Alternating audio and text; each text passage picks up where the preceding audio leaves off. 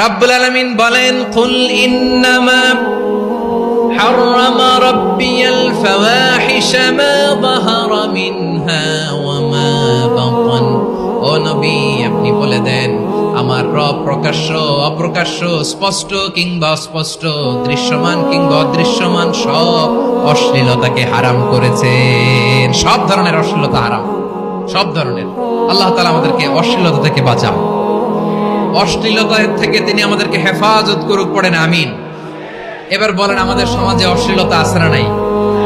চট্টগ্রামে নাই? আমি কই নাই, ওনারা বলে আছে।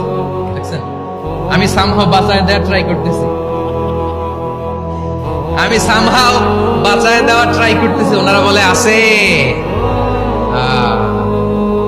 অশ্লীলতা নানা ভাবে, নানা নামে, নানা মোড়কে আমাদের সমাজে আছে না নাই?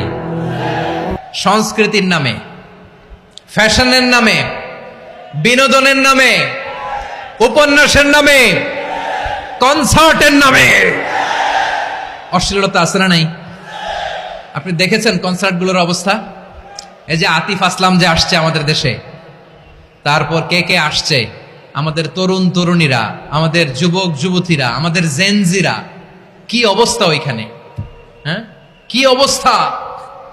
কে বাঁচাবে ওদের? কে রক্ষা করবে ওদের ইমানের, ওদের চরিত্রের হেফাজতের গ্যারান্টি কে দিবে?